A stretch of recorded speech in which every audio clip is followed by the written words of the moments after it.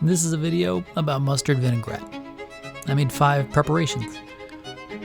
Charred and crunchy romaine, soft and crispy cauliflower, green beans and potatoes, arugula with broccoli and celery, cabbage with roasted maitake. But the question is, why am I doing this now?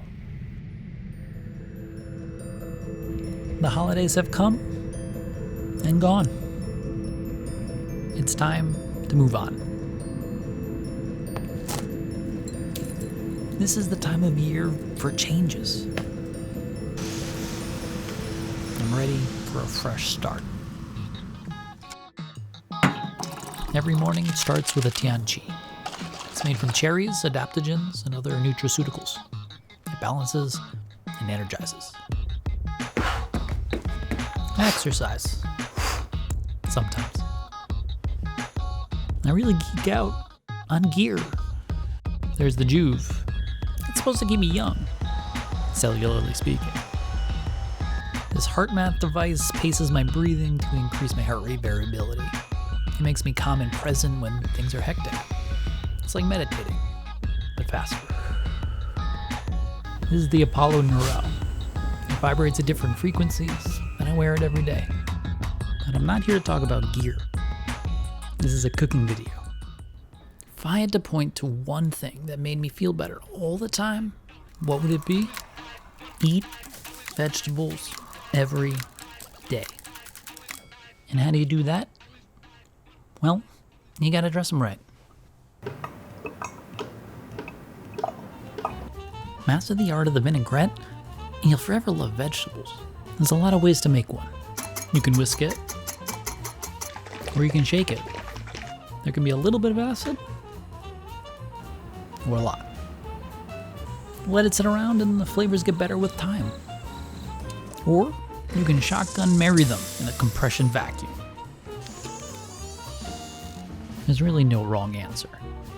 Once you create this habit, you're going to want to eat vegetables. You unlock something.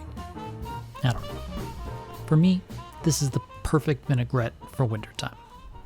And this is how I make it.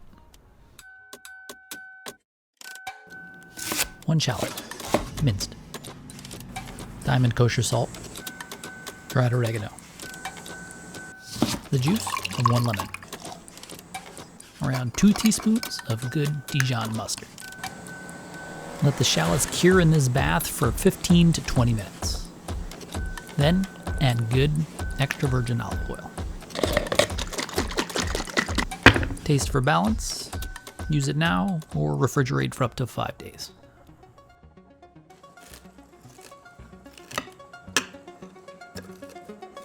Pour puffed rice into a food processor and blend it to a medium grind. Not too fine, not too big. Then saute the crumbs in olive oil until they're golden brown. Zest a lemon and add it to the mixture. Then add oregano, black pepper, and give it a good toss. Oh yeah, and don't forget the salt. Spoon this into a jar and set it aside. Slice a romaine heart down the middle lengthwise. Pour a little olive oil and then brush the one side that you just cut. Set a baking rack over an open flame and add the romaine heart and then just let this thing char for 3 to 5 minutes. Plate it and then spoon on ample amounts of vinaigrette and a ton of Pangrattato. That's charred and crunchy romaine in mustard vinaigrette.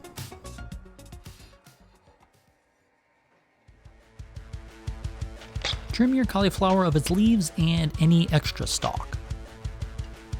Then you're going to drop the cauliflower into salted boiling water and cook it for about 20 minutes. Meanwhile, preheat your oven to 500 degrees. Pull the cauliflower from the water and transfer it to a sheet pan with a wire rack. Paint the outside with olive oil and place it in a 500 degree oven for 30 to 40 minutes. As soon as it's cooked, transfer it over to a large serving plate and you're ready to eat. spoon it onto your plate and dress it liberally with vinaigrette. This is soft and crispy cauliflower with mustard vinaigrette.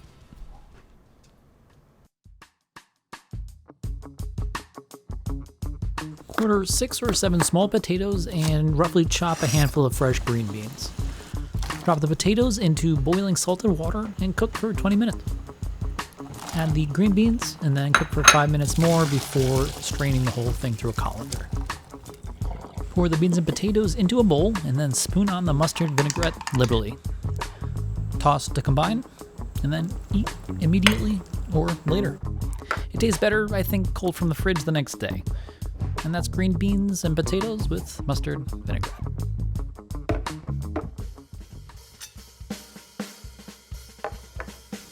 Chop down a crown of broccoli or 2 into hunks and then throw them all into a steamer basket. You're going to steam this covered for 5 minutes and then immediately transfer it to a plate and season with salt. Grab a clean rib of celery, and if you want, you could peel off the fibrous outer layer here, and then next we're going to just chop it into little pieces. Now I'm just going to grab some parsley and give this a good chop.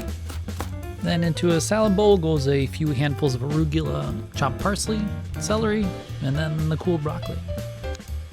I'll toss it with the mustard vinaigrette and then eat immediately. That's arugula, broccoli, and celery and mustard vinaigrette.